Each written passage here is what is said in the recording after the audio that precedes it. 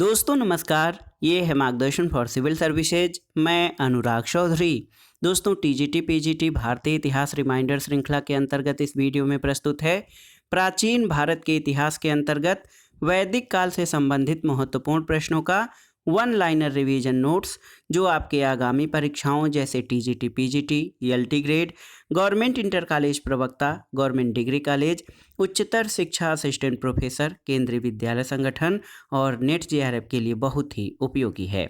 तो आइए शुरू करते हैं प्राचीन भारत के इतिहास के अंतर्गत वैदिक काल से संबंधित महत्वपूर्ण प्रश्नों का वन लाइनर रिवीजन नोट्स।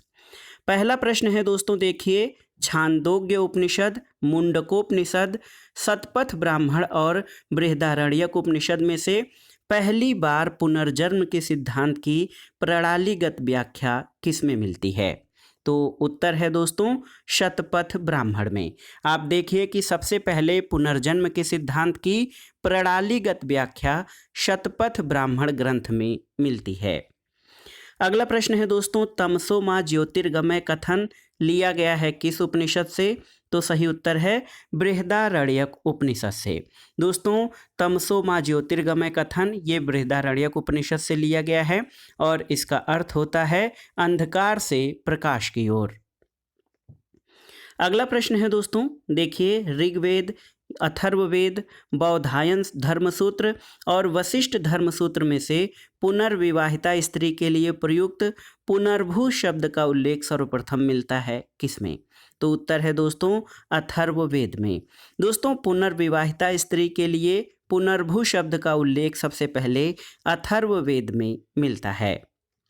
अगला प्रश्न है, अनुलोम, प्रतिलोम, सहजाति और सगोत्र विवाह में स्मृतिकारों ने अत्यंत निषिद्ध माना है किस विवाह को? तो सही उत्तर है सगोत्र विवाह को।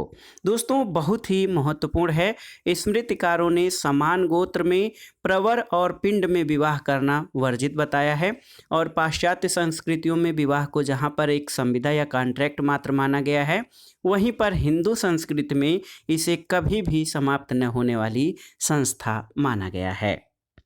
अगला प्रश्न सुमेलन करना है आपको। देखिए, ऋग्वेद का ब्राह्मण ग्रंथ क्या है? तो याद रखिएगा, ऋग्वेद का ब्राह्मण ग्रंथ ऐतरेय ब्राह्मण है, सामवेद का पंचविश ब्राह्मण, यजुर्वेद का शतपथ ब्राह्मण और अथर्ववेद का दोस्तों गोपथ ब्राह्मण है।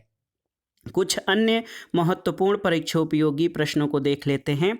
जल प्लावन की कथा का वर्णन कहाँ मिलता है?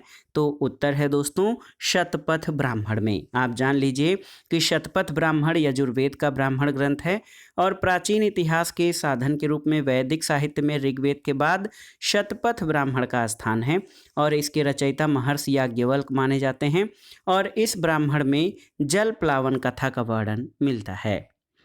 अगला प्रश्न है, देखिए, ऐतरेय ब्राह्मण, कौशितकी उपनिषद, मनुस्मृति और भगवत गीता में से अवतारवाद की चर्चा कहाँ मिलती है? तो उत्तर है अवतारवाद की चर्चा भगवत गीता में मिलती है और भगवत गीता आप जान लीजिए मौलिक रूप से संस्कृत भाषा में लिखी गई थी और ये प्राचीन धर्म ग्रंथ महाभारत का एक भाग है और अवतारवाद संबंधी विस्तृत चर्चा इसी ग्रंथ में की गई है। और यहाँ पर श्री कृष्ण ने अर्जुन को समझाते हुए कहा है कि यदा यदा हि धर्मस्य ग्लानिर्भवति भारत अभ्युत्थानम धर्मस्य तदात्मानं सृजाम्यहम्।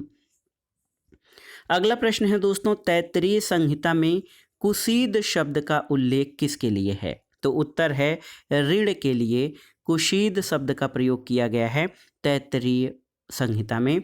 अगला प्रश्न है, दैव, असुर, आर्ष और प्रजापत्य विवाह में अनैतिक विवाह किसे माना गया है? तो उत्तर है दोस्तों असुर विवाह को जो है अनैतिक माना गया है। और स्मृति ग्रंथों में जो विवाह के प्रकार हैं उनमें ब्रह्म विवाह, दैव विवाह, आर्ष विवाह, प्रजापत्य विवाह, असुर विवाह, गंधर्व विवाह, राक्षस और पैशाच विवाह है और इनमें से प्रथम चार को प्रशस्त और अंतिम चार को अप्रशस्त विवाह माना गया है। तो याद रखिएगा दोस्तों, जो असुर विवाह है इस विवाह को अनैतिक माना गया है। अगला प्रश्न है दोस्तों, आप देख सकते हैं कि ऋग्वेद, सामवेद, यजुर्वेद और अथर्ववेद में से वाजसनेय संबंधित है किससे?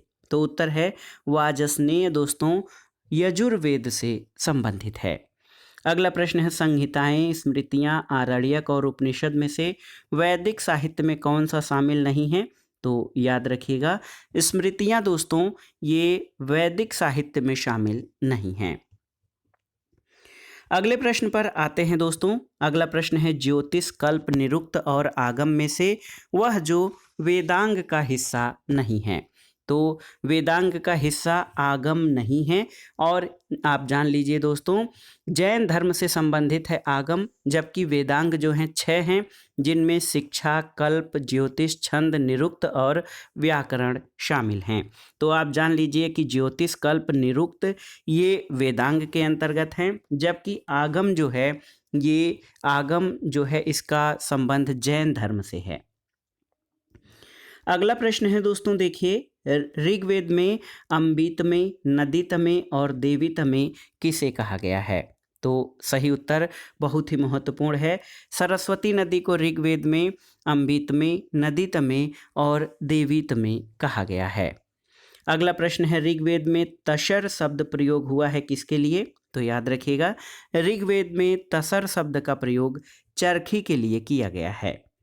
अगला प्रश्न है निरुक्त का प्रणेता किसे कहा गया है? तो याद रखिएगा यास्क को। दोस्तों आप जान लीजिए बहुत ही महत्वपूर्ण प्रश्न है ये। ऋग्वेद, यजुर्वेद, सामवेद और अथर्ववेद ये वैदिक काल में रचे गए 4 प्रमुख ग्रंथ हैं और इन वेदों के 6 अंग बताए गए हैं, जिनमें शिक्षा, कल्प, निरुक्त, व्याकरण, छंद और ज्योतिष हैं। इसमें से निरुक्त के प्रणेता यास्क हैं। अगला प्रश्न है दोस्तों देखिए Charles Wilkins, VA. Smith, F. Max Muller और सर विलियम जोन्स में से वह जिसने सबसे पहले ये सुझाव दिया कि संस्कृत, लैटिन और ग्रीक एक ही भाषा परिवार से संबंधित हैं? तो उत्तर है सर विलियम जोन्स ने। और आप जानते भी होंगे दोस्तों विलियम जोन्स ने 1786 में अपने एक व्याख्यान में सुझाव दिया था कि संस्कृत, लैटिन और ग्रीक एक ही भाषा परिवार से साम्यता रखती हैं। अगला प्रश्न है दोस्तों उत्तर वैदिक काल में पालागल से क्या तात्पर्य था? तो उत्तर है संदेश वाहक। बहुत ही महत्वपूर्ण प्रश्न है। उत्तर वैदिक काल में रत्नियों की सूची में सबसे अंतिम नाम पालागल का मिलता है, क्योंकि उसका नाम शतपथ ब्राह्मण में आया है जो उत्तर वैदिक काल के अंत की रचना है। पालागल दोस्तों एक स्थान से दूसरे स्थान तक संदेश ले जाने वाले दूत या संदेश वाहक का कार्य करता था। अगला प्रश्न है सप्तपदी का सही अर्थ क्या है? तो ये है 7 प्रतिज्ञा या वचन निभाना। और आप जान लीजिए कि सप्तपदी हिंदू विवाह से संबंधित तथ्य है। इसमें वर उत्तर दिशा में कन्या के 7 मंत्रों के द्वारा सप्त मंडलिकाओं में 7 पदों तक साथ ले जाता है और जिस विवाह में सप्तपदी होती है वह वैदिक विवाह कहलाता है। सप्तपदी के बाद कन्या को वर के वाम अंग में बैठाया जाता है या बाएं भाग में बैठाया जाता है। अगला प्रश्न आसान सा प्रश्न है ऋग्वेद, सामवेद, यजुर्वेद और अथर्ववेद में से वह जिसकी रचना गद्य और पद्य दोनों में है? तो याद रखिएगा यजुर्वेद की रचना गद्य और पद्य दोनों में है। अगला प्रश्न है दोस्तों आरण्यक, धर्मसूत्र, निरुक्त और शूल्व सूत्र में से वह ग्रंथ जो भारतीय गणित का प्राचीनतम साक्ष्य है। ये प्रश्न बहुत ही महत्वपूर्ण है। आप जान लीजिए दोस्तों कि भारतीय गणित का प्राचीनतम साक्ष्य कहाँ मिलता है? तो उत्तर है शूल्व सूत्र में। दोस्तों शूल्व शब्द जो है शूल्व या शूल्व धातु से बना है, इसका अर्थ नापना होता है और शूल्व का अर्थ साधारण भाषा में रस्सी होता है। प्राचीन काल में ऋषि यज्ञ की विभिन्न आकार की वेदियां बनाने के लिए रस्सी का प्रयोग करते थे और रस्सी की मदद जमीन मापने, चाप खींचने के भी काम में लिया जाता है। और अब तक ज्ञात शूल्व सूत्र के नाम इस प्रकार हैं बौधायन, आपस्तंभ, कात्यायन, मानव, मैत्रायण, वाराह, वाधूल, मंशक, सत्यासाढ़ और लौगाछी। इनमें सबसे प्राचीन बौधायन शूल्व सूत्र है। इसकी रचना जो है 800 ईसा पूर्व से 500 ईसा पूर्व के बीच मानी जाती है और ये दोस्तों भारतीय ज्यामिति या गणित का प्राचीनतम ग्रंथ है। अगला प्रश्न है दोस्तों अग्नि, इंद्र, वरुण और मित्र में से वह जिसे वैदिक काल में अन्य देवताओं और मनुष्यों के बीच मध्यस्थ देवता माना गया है? तो सही उत्तर है दोस्तों अग्नि को। याद रखिएगा अग्नि को दोस्तों देखिए देवताओं और मनुष्यों के बीच मध्यस्थ देवता माना गया है और ऋग्वेद में इंद्र के बाद सर्वाधिक महत्वपूर्ण देवता के रूप में अग्नि का उल्लेख है। अग्नि पर कुल 200 सूक्तों की रचना की गई है और अग्नि की उपासना न केवल भारत में बल्कि ईरान में भी होती थी। अगला प्रश्न दोस्तों सही सुमेलन करना है। ऋग्वेद का जो दोस्तों आप जान लीजिए कि ऋग्वेद का जो ऋषि होता था या ऋग्वेद का अध्ययन करने वाला जो होता था उसको होता, यजुर्वेद के अर्धव्य, सामवेद के जो ऋषि होते हैं उनको उद्गाता और अथर्ववेद को जो ज्ञान देता है उसको ब्रह्म कहा गया है। अगला प्रश्न है दोस्तों युद्ध का प्रारंभ मनुष्यों के मस्तिष्क में होता है, ये कथन कहाँ उल्लिखित है? तो उत्तर है ये कथन अथर्ववेद में लिखा गया है कि युद्ध का आरंभ मनुष्यों के मस्तिष्क में होता है और अथर्ववेद की एक प्रार्थना में निहित है कि जिसमें मानव हृदय और मस्तिष्क के एकीकरण के लिए समान आशय में देवता को संबोधित किया गया है। अगला प्रश्न है दोस्तों ऋग्वेद, यजुर्वेद, सामवेद और अथर्व में से वह ग्रंथ जिसमें वर्ण की उत्पत्ति संबंधी प्रारंभिक आख्यान मिलता है। तो वर्ण की उत्पत्ति से संबंधित प्रारंभिक आख्यान आप जान लीजिए कि ये ऋग्वेद में मिलता है और ऋग्वेद के 10वें मंडल के पुरुष सूक्त में वर्णों की उत्पत्ति संबंधी आरंभिक आख्यान मिलता है और इसमें ये वर्णित है कि आदि पुरुष के मुख से ब्राह्मण, भुजा से क्षत्रिय, जंघा से वैश्य और पैर से शूद्र वर्ण की उत्पत्ति हुई है। अगला प्रश्न है ब्राह्मण, आरण्यक, संहिता और उपनिषद में से वह जो वेदों का काव्यात्मक हिस्सा कहा जाता है, तो ये है संहिता। दोस्तों संहिता जो है ये वेदों का काव्यात्मक हिस्सा है और संहिता का अर्थ वेदों के गेय पदों से है और आप जान लीजिए दोस्तों कि वेदों का एक नाम श्रुति भी आता है और संकलित किए जाने से पहले ये गुरु शिष्य परंपरा में सुनाए या कंठस्थ कराए जाते थे। वेदों की संख्या 4 है। ऋग्वेद सबसे प्राचीन वेद है, ये सूक्तों का संग्रह है। यजुर्वेद यज्ञ संबंधी सूक्तों का संग्रह है। सामवेद गीतों का संग्रह है, इसके अधिकांश गीत ऋग्वेद से लिए गए हैं और अथर्ववेद दोस्तों तंत्र मंत्र का संग्रह है। इसके अलावा एक प्रश्न आपसे ये पूछा जा सकता है कि वेद त्रयी किसे कहा जाता है? तो याद रखिएगा ऋग्वेद, यजुर्वेद और सामवेद को वेद त्रयी कहा जाता है। अगला प्रश्न है दोस्तों गविष्ठ से तात्पर्य क्या है? तो उत्तर है गायों के लिए होने वाला संघर्ष। दोस्तों ये गविष्ठ का अर्थ होता है क्योंकि ऋग्वेद के पशुओं में गायों को सबसे महत्वपूर्ण स्थान था और इसे बहुमूल्य धन माना जाता था, इसलिए गायों के लिए युद्ध होता था। अगला प्रश्न है वैदिक काल में वह पशु जो अघन्या माना गया है। तो गाय को दोस्तों वैदिक काल में अघन्या माना गया है और आप जान लीजिए अघन्या का अर्थ होता है न मारे जाने योग्य। अगला प्रश्न है ऋग्वेद में धनाढ्य व्यक्ति के लिए क्या शब्द प्रयोग किया जाता था? तो उत्तर है गोमत। गोमत शब्द जो है ऋग्वेद में धनाढ्य या धनी व्यक्ति के लिए प्रयुक्त किया जाता था। अगला प्रश्न है दोस्तों 16 संस्कारों में से उपनयन संस्कार का जो क्रम था वो क्या था, आपको बताना है। तो सही उत्तर है 16 संस्कारों में उपनयन संस्कार जो है वो 11वें स्थान पर होता था और आप जान लीजिए कि उपनयन संस्कार 11वें क्रम पर है। अगला प्रश्न है 16 संस्कारों में प्रथम संस्कार क्या था? तो प्रथम संस्कार गर्भाधान था और अंतिम यानी 16वां संस्कार अंत्येष्टि संस्कार होता है। अगला प्रश्न है दोस्तों वीरेंद्र, पुरंदर, पशुपति और मारुत में से वह नाम जिसे इंद्र को ऋग्वेद में पुकारा गया है।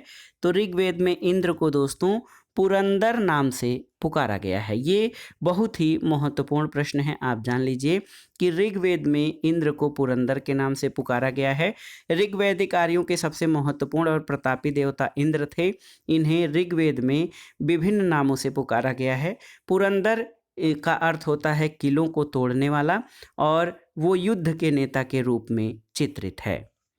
अगला प्रश्न है अद्वैत काल की अनुभूति हुई थी कब? तो उत्तर है उत्तर वैदिक काल में दोस्तों अद्वैत काल की अनुभूति हुई थी। अगला प्रश्न आइए देखते हैं। शतपथ ब्राह्मण, ऐतरेय ब्राह्मण, तैत्तिरीय ब्राह्मण और गोपथ ब्राह्मण में से वह जिसमें समुद्र पर्यंत पृथ्वी के शासक को एक राट कहा गया है। ये बहुत ही महत्वपूर्ण प्रश्न है, तो जान लीजिए। ऐतरेय ब्राह्मण में दोस्तों समुद्र पर्यंत पृथ्वी के शासक को एक राट की संज्ञा दी गई है। जान लीजिए दोस्तों, राजा की उत्पत्ति के सिद्धांत का सर्वप्रथम वर्णन ऐतरेय ब्राह्मण में मिलता है और इसमें आप जान लीजिए कि अधिकारों में वृद्धि के परिणाम स्वरूप अलग अलग दिशाओं के राजा के नाम अलग अलग होने लगे।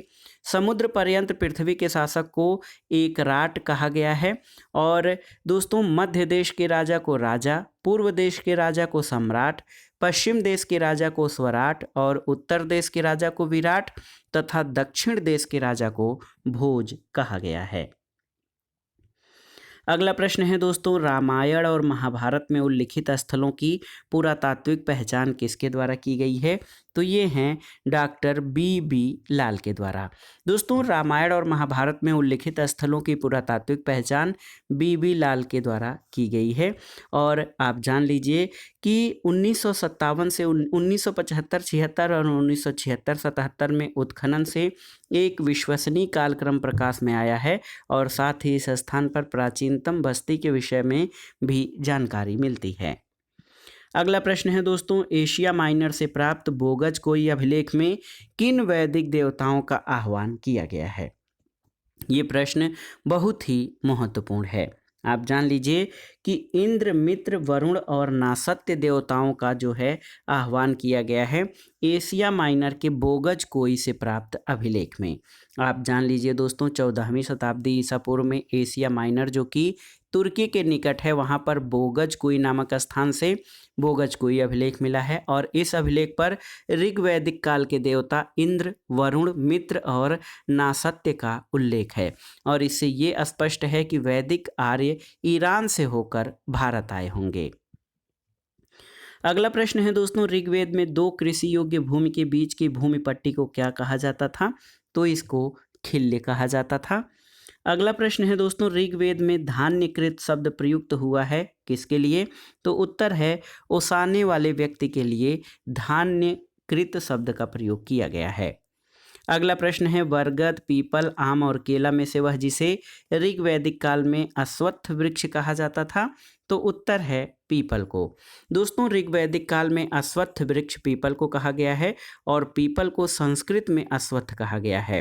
पीपल भारतीय संस्कृति में देव वृक्ष के रूप में है और इसके सात्विक प्रभाव से अंतः चेतना पुलकित और प्रफुल्लित होती है। अगला प्रश्न है दोस्तों, रामायण, महाभारत, ऋग्वेद तथा अथर्ववेद में से वह जिसमें अयोध्या का सर्वप्रथम उल्लेख मिलता है? तो उत्तर है अथर्ववेद। दोस्तों अयोध्या का सर्वप्रथम उल्लेख अथर्ववेद में मिलता है। अयोध्या को अथर्ववेद में ईश्वर का नगर बताया गया है और इसके संपन्नता की तुलना स्वर्ग से की गई है। प्रोफेसर ब्रजवासी लाल के अनुसार अयोध्या शब्द का उल्लेख अथर्ववेद के अलावा तैत्तिरीय आरण्यक में भी मिलता है और उनका कहना है कि इसके विस्तृत अध्ययन से इसका समीकरण मनुष्य के शरीर से किया जा सकता है। अगला प्रश्न है, ऋग्वेद का 9वां मंडल किसको समर्पित है? तो उत्तर है ऋग्वेद का 9वां मंडल सोम देवता को समर्पित है। अगला प्रश्न है दोस्तों, ग्रीष्मद, कण्व, विश्वामित्र और वशिष्ठ में से वह जिसने ऋग्वेद के तृतीय मंडल की रचना की थी? तो उत्तर है विश्वामित्र ने।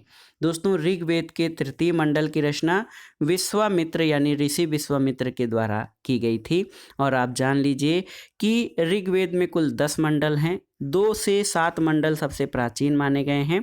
दूसरा मंडल ग्रीष्मद के द्वारा, तीसरा विश्वामित्र के द्वारा, चौथा मंडल वामदेव के द्वारा, 5वां मंडल अत्रि के द्वारा, 6वां भारद्वाज और 7वां मंडल वशिष्ठ के द्वारा लिखा गया है। अगला प्रश्न है दोस्तों, ऋग्वेद का नदी सूक्त क्या कहाँ पर जो है वर्णित है? तो उत्तर है ऋग्वेद का नदी सूक्त जो है ये 10वें मंडल में जो है वर्णित है। और आप देख लीजिए ऋग्वेद के जिस मंडल में गायत्री मंत्र लिखा गया है तो ये है तृतीय मंडल। और आप जानते हैं तृतीय मंडल की रचना जो है ऋषि विश्वामित्र द्वारा की गई है। और ऋग्वेद सर्वाधिक प्राचीन वेद है। गायत्री मंत्र ऋग्वेद में उल्लिखित है। इसके रचनाकार विश्वामित्र हैं और ये जो है सूर्य देवता को समर्पित है। ये मंत्र ऋग्वेद के तृतीय मंडल में उल्लिखित है। अगला प्रश्न है ऋग्वेद में उल्लिखित निष्कग्रीव शब्द क्या है? तो उत्तर है निष्कग्रीव दोस्तों एक प्रकार का आभूषण है। और आप जान लीजिए कि निष्कग्रीव जो है दोस्तों, आप जान लीजिए निष्क हंसली अथवा हार की भांति गले में पहना जाता था और ऋग्वेद में निष्कग्रीव एक प्रकार का आभूषण था। अगला प्रश्न है दोस्तों, परिषद, सभा, समिति और विदथ में से वैदिक युग की सर्वाधिक प्राचीन संस्था कौन थी? तो ये थी विदथ। सभा, समिति, विदथ और पौर में से वह जिसमें स्त्रियों के भाग लेने का उल्लेख प्राप्त होता है तो विदथ में। दोस्तों विदथ में स्त्रियों के भाग लेने का प्रमाण मिलता है। विदथ जो है भारोपी आर्यों की प्राचीनतम जनसभा थी और इस सभा में पुरुषों के साथ महिलाएं भी सक्रिय रूप से भाग लेती थीं और ये ऋग्वैदिक कालीन सर्वाधिक महत्वपूर्ण सभा थी। अगला प्रश्न है दोस्तों, इंद्र, विदेह, माधव, अग्नि और सुदास में से वह जिसे उत्तर वैदिक युग में उत्तरी बिहार के आर्यीकरण का श्रेय दिया जाता है? तो उत्तर है विदेह माधव को। बहुत ही महत्वपूर्ण प्रश्न है दोस्तों। उत्तर वैदिक काल में आर्यों के उत्तरी बिहार के आर्यीकरण का वर्णन शतपथ ब्राह्मण के विदेह माधव की कथा में मिलता है और इसके अनुसार विदेह माधव वैश्वानर अग्नि को मुख में धारण किया, सब कुछ जलाता हुआ पूर्व दिशा की ओर आगे बढ़ा और उसके पीछे पीछे उनका पुरोहित गौतम राहुगढ़ चला और वह सदा नीरा वर्तमान में बिहार की गंडक नदी के तट तक गया और यही आर्यों की पूर्वी सीमा हो गई और उसका आर्यीकरण किया गया था।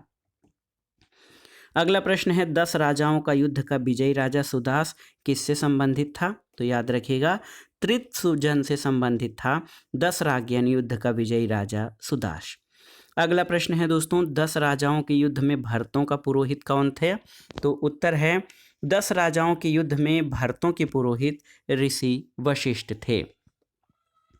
अगला प्रश्न है दोस्तों, वैदिक काल में चिनाव नदी को किस नाम से जाना जाता था? तो ये अस्किनी नाम से जाना जाता था। वैदिक नदी वितस्ता का आधुनिक नाम क्या है? तो वितस्ता का आधुनिक नाम दोस्तों झेलम है। अगला प्रश्न है ऋग्वेद, यजुर्वेद, सामवेद और अथर्ववेद में से बाल खिल्य का संबंध किससे है? तो याद रखिएगा बाल खिल्य का संबंध दोस्तों ये ऋग्वेद से है। अगला प्रश्न है ऋग्वेद का वह मंडल जिसमें 4 वर्णों का उल्लेख पहली बार आया है? तो ये है ऋग्वेद का 10वां मंडल। अन्य महत्वपूर्ण परीक्षोपयोगी तथ्यों को देख लेते हैं। दोस्तों गार्गी, अपाला, कात्यायनी और मैत्रेयी में से वह जिसका उल्लेख ऋग्वेद में मिलता है? तो ये हैं अपाला। दोस्तों अपाला जो हैं ऋग्वेद में लोपामुद्रा, घोषा, अपाला, सिक्ता और बिस्वारा जैसी विदुषी स्त्रियों का उल्लेख मिलता है और इन विदुषी स्त्रियों को ऋषि कहा गया है। इन विदुषी स्त्रियों ने अनेक ऋचाओं की रचना भी की थी और लोपामुद्रा अगस्त ऋषि की पत्नी थी। अगला प्रश्न है बृहदारण्यक, छांदोग्य, कौशिकी और श्वेताश्वर में से वह उपनिषद जिसमें याज्ञवल्क्य और मैत्रेयी के दार्शनिक संवाद वर्णित है? तो ये है बृहदारण्यक उपनिषद। दोस्तों बृहदारण्यक उपनिषद के दूसरे, तीसरे और चौथे अध्याय में याज्ञवल्क्य की दार्शनिक महत्ता और सिद्धांत का परिचय मिलता है और दूसरे अध्याय में याज्ञवल्क्य का अपनी ब्रह्मवादिनी पत्नी मैत्रेयी तत्वज्ञान पर संवाद प्राप्त है और तीसरे अध्याय में विदेह देश के जनक राजा के दरबार में इनके द्वारा अनेकानेक तत्वज्ञानियों से हुए वाद विवादों की जानकारी दी गई है। अगला प्रश्न है मैत्रेयी, गार्गी, घोषा और अपाला में से दार्शनिक वाद विवादों की एक कुशल वक्ता कौन थी? तो ये थी गार्गी। अगला प्रश्न है आध्यात्म ज्ञान के विषय में नचिकेता और यम का संवाद किस उपनिषद से प्राप्त होता है? तो उत्तर है कठोपनिषद से। दोस्तों कठोपनिषद में आचार्य यम ने नचिकेता को उपदेश दिया है कि न इस आत्मा का कभी जन्म होता है न इसकी कभी मृत्यु होती है, ये अजन्मा, नित्य तथा शाश्वत है। अगला प्रश्न है इंद्र, वरुण, अग्नि और रुद्र में से वह देवता जिसे असुर उपाधि दी गई है? तो उत्तर है वरुण को।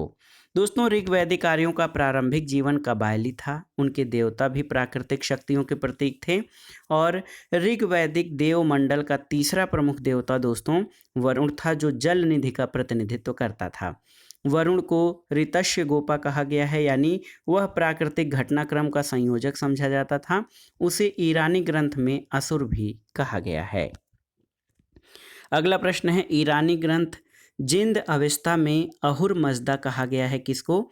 तो ये वरुण को ईरानी ग्रंथ जिंद अवस्था में अहुर मजदा कहा गया है।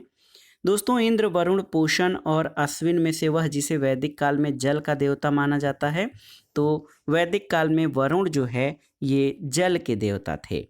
सतलज नदी का प्राचीन नाम क्या था? तो शत्रुदि। दोस्तों, शत्रुदि जो है ये वैदिक काल में सतलज नदी का प्राचीन नाम था। अगला प्रश्न है दोस्तों, महाभारत, भगवत गीता, ऋग्वेद और अथर्व में से वह जिसका भाग पुरुष सूक्त है। तो दोस्तों, पुरुष सूक्त जो है वो ऋग्वेद का भाग है और ऋग्वेद के 10वें मंडल में पुरुष सूक्त का वर्णन मिलता है। अगला प्रश्न है, ईश, छांदोग्य, बृहदारण्यक और जबालोपनिषद में से वह जिसमें सर्वप्रथम 4 आश्रमों का वर्णन आया है। तो सही उत्तर है दोस्तों, 4 आश्रमों का वर्णन सबसे पहले जबालोपनिषद में आया है और ये बहुत ही महत्वपूर्ण प्रश्न है। दोस्तों, 4 वर्णों का उल्लेख जो है ये जबालोपनिषद में आया है। अगला प्रश्न आइए देख लेते हैं दोस्तों। अगला प्रश्न बहुत ही महत्वपूर्ण है। पुत्र ऋण, पितृ ऋण, गुरु ऋण या ऋष ऋण और देव ऋण में से वह जो 3 ऋणों के सिद्धांत में समाहित नहीं है। तो पुत्र ऋण दोस्तों ये पितृ ऋण, गुरु ऋण और देव ऋण में शामिल नहीं है। अगला प्रश्न है, व्यापार, वाणिज्य, कृषि और पशुपालन में से वह जो पूर्व वैदिक कार्यों का मुख्य व्यवसाय था। तो ये था पशुपालन। और प्रकृति पूजा, मंत्रोच्चारण, मूर्ति पूजा और यज्ञ में से वह जो वैदिक धर्म में शामिल नहीं था। तो याद रखिएगा दोस्तों, वैदिक धर्म में मूर्ति पूजा शामिल नहीं है और ये बहुत ही महत्वपूर्ण प्रश्न है दोस्तों। आप जान लीजिए कि दोस्तों मूर्ति पूजा जो है ये वैदिक धर्म में सम्मिलित नहीं था। अगला प्रश्न है, कृषि, उद्योग, व्यापार और पशुपालन में वो जिसका संबंध ऋग्वेद में उल्लिखित पणि से है। तो उत्तर है व्यापार। दोस्तों, पणि का जो संबंध है वो व्यापार से है और ये लोग पशुओं की चोरी, विशेषतः गाय की चोरी करने के लिए कुख्यात थे। और दोस्तों, सोना के लिए ऋग्वेद में हिरण्य शब्द और सिंधु नदी के लिए हिरणी शब्द का प्रयोग मिलता है, क्योंकि सिंधु नदी से सोना मिलता था। अगला प्रश्न है, ऋग्वेद काल में या ऋग्वैदिक काल में निष्क जो है अलंकरण था किसका? तो दोस्तों, निष्क जो है एक आभूषण था जो गले में पहना जाता था। अगला प्रश्न है, जनक, परीक्षित, दिवोदास और प्रवाहण जबाली में से वह जो उत्तर वैदिक काल में पांचाल का प्रसिद्ध दार्शनिक शासक था। तो ये था प्रवाहण जाबाली। दोस्तों, उत्तर वैदिक काल में पांचाल का प्रसिद्ध दार्शनिक शासक प्रवाहण जाबाली था और उत्तर वैदिक काल में पांचाल जो था ये सबसे अधिक विकसित राज्य भी था। शतपथ ब्राह्मण में इन्हें वैदिक सभ्यता का सर्वश्रेष्ठ प्रतिनिधि कहा गया है। अगला प्रश्न है दोस्तों, प्रवाहण जाबाली, जमदाग्नि, श्रुतसेन और अश्वपति में से वह जो उपनिषदों के उल्लिखित कैकेय जनपद का एक दार्शनिक राजा था। तो उत्तर है अश्वपति। दोस्तों, अश्वपति जो थे वो कैकेय जनपद के दार्शनिक राजा थे। अगला प्रश्न है, मित्र, वरुण, सविता और इंद्र में से गायत्री मंत्र किसको संबोधित है? तो ये सविता से संबंधित है, सविता देव से संबंधित है गायत्री मंत्र और इसके रचनाकार ऋषि विश्वामित्र हैं। ऋग्वेद, यजुर्वेद, सामवेद और अथर्ववेद में से वह जिसमें सभा और समिति को प्रजापति की 2 पुत्रियां कहा गया है। तो ये वेद है अथर्ववेद। दोस्तों, अथर्ववेद में देखिए कि सभा और समिति को प्रजापति की 2 पुत्रियां कहा गया है। अगला प्रश्न है, विद्वान, श्रेष्ठ, योद्धा और यज्ञ करने वाला में से आर्य शब्द का शाब्दिक अर्थ क्या होता है? तो आर्य शब्द का शाब्दिक अर्थ नोबेल यानी श्रेष्ठ होता है। अगला प्रश्न है दोस्तों, द्रविड़, प्राकृत, संस्कृत और देवनागरी में से वह जो ऋग्वैदिक आर्यों की भाषा थी। तो ऋग्वैदिक आर्यों की भाषा संस्कृत थी। अगला प्रश्न है दोस्तों, देखिए कुछ महत्वपूर्ण तथ्यों को देख लेते हैं। ऋग्वेद, यजुर्वेद, सामवेद और अथर्व में से वह वेद जिसमें आहुति या बलिदान संबंधी जो है सूत्र समाहित हैं। तो याद रखिएगा यजुर्वेद में। दोस्तों आहुति या बलिदान संबंधी सूत्र जो हैं यजुर्वेद में हैं, और यजुर्वेद एक कर्मकांडी वेद है। इसमें ही आहुति या बलिदान संबंधी सूत्र हैं। इसमें विभिन्न यज्ञों से संबंधित अनुष्ठान विधियों का उल्लेख है। और ये वेद जो है यानी यजुर्वेद, ये वेद गद्य और पद्य दोनों में रचित है। यजुर्वेद के कर्मकांडों को संपन्न कराने वाले पुरोहित को अर्धव्यु कहा जाता था। अगला प्रश्न है, ऋग्वेद, सामवेद, यजुर्वेद और अथर्ववेद में से वह जो एक कर्मकांडी वेद है, तो ये है दोस्तों यजुर्वेद कर्मकांडी वेद है। छांदोग्य उपनिषद का संबंध किससे है, तो आप जान लीजिए दोस्तों, छांदोग्य उपनिषद का संबंध सामवेद से है। उपनिषदों का प्रतिपाद्य विषय क्या रहा है, तो उत्तर है दार्शनिक विवेचन। दोस्तों उपनिषदों का प्रतिपाद्य विषय रहा है। उपनिषद दर्शन का प्रमुख संबंध ब्रह्म ज्ञान से है और उपनिषद दर्शन पर आधारित पुस्तकें हैं। इन्हें वेदांत भी कहा जाता है। उपनिषद का अर्थ है शिष्य के द्वारा ज्ञान प्राप्त हेतु दोस्तों गुरु के समीप बैठना, और उपनिषद में पहली बार मोक्ष की चर्चा मिलती है और ये शब्द श्वेताश्वर उपनिषद में पहली बार प्रयुक्त हुआ है। अगला प्रश्न है दोस्तों, ऋग्वेद का वह मंडल जिसमें शूद्र शब्द का उल्लेख मिलता है, तो 10वें मंडल में दोस्तों ऋग्वेद का वह मंडल है 10वां मंडल जिसमें शूद्र शब्द का उल्लेख मिलता है। अगला है कौटिल्य अर्थशास्त्र, शतपथ ब्राह्मण, रामायण और ऐतरेय ब्राह्मण में से वह जिसमें राजा की उत्पत्ति के विषय में सर्वप्रथम उल्लेख मिलता है, तो ये है ऐतरेय ब्राह्मण। दोस्तों ऐतरेय ब्राह्मण में राजा की उत्पत्ति के विषय में सबसे पहले जानकारी मिलती है। ऐतरेय ब्राह्मण दोस्तों बहुत ही महत्वपूर्ण है और इसी में मध्य देश में जो शासक होता था उसको राजा, पूर्व में सम्राट, पश्चिम में स्वराट, उत्तर में विराट और दक्षिण में भोज कहा जाता है। और दोस्तों राजसूय यज्ञ का विस्तृत वर्णन शतपथ ब्राह्मण में मिलता है। अगला प्रश्न है, शतपथ ब्राह्मण, ऐतरेय ब्राह्मण, अथर्ववेद और जाबालोपनिषद में से वह जिसमें वैदिक कालीन रत्नियों की सूची का उल्लेख है, तो याद रखिएगा शतपथ ब्राह्मण में दोस्तों वैदिक कालीन रत्नियों का उल्लेख है। अगला प्रश्न है, गेहूं, जौ, चावल और चना में से वह जो पूर्व वैदिक युग का प्रमुख खाद्यान्न था, तो उत्तर है जौ। दोस्तों पूर्व वैदिक युग का प्रमुख खाद्यान्न जौ था। अगला प्रश्न है, आप देखिए कि वैदिक में ऋत का आशय क्या होता है, तो उत्तर है वैदिक शब्द में ऋत का आशय नैतिक नियम होता है। महाभारत का मौलिक या प्रारंभिक नाम क्या था, तो याद रखिएगा महाभारत को शुरू में जय संहिता के नाम से जाना जाता था।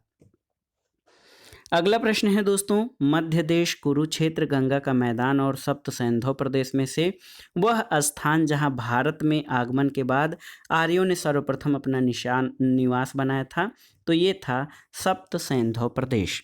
दोस्तों सप्त सैंधव प्रदेश में आर्यों ने आगमन के बाद अपना पहला निवास बनाया था।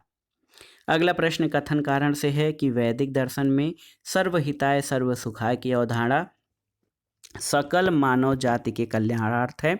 और कारण क्या है आप देख सकते हैं दोस्तों, बहुत ही महत्वपूर्ण है। कारण है कि इसका उद्देश्य सकल मानव जाति की भलाई के लिए है, कार्य करना है। तो उत्तर है ए और आर दोनों सही हैं। अगला प्रश्न है दोस्तों, सही सुमेलन करना है। छौत सूत्र में महाबलिदानों को संपन्न करने के नियम हैं। गृह सूत्र में दैनिक जीवन से संबंधित समारोहों के लिए निर्देश हैं। धर्म सूत्र में धार्मिक और लौकिक विधि के प्रशासन के बारे में, और शुल्ब सूत्र में बलि वेदियों और यज्ञ वेदियों के माप और निर्माण संबंधी नियम हैं। अगला प्रश्न है दोस्तों, शिक्षा, कल्प, निरुक्त और छंद में से वह जो वेदांग पद्य रचना से जुड़ा है, तो छंद जो है ये वेदांग पद्य रचना से जुड़ा है।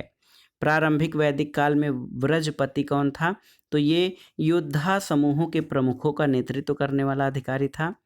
अगला प्रश्न है, महाजल प्लवन की कथा जिसमें दैवी मत्स्य द्वारा मनु की रक्षा करने का विवरण है, ये घटना किस ग्रंथ में उल्लिखित है, तो याद रखिएगा ये शतपथ ब्राह्मण में इसका उल्लेख किया गया है।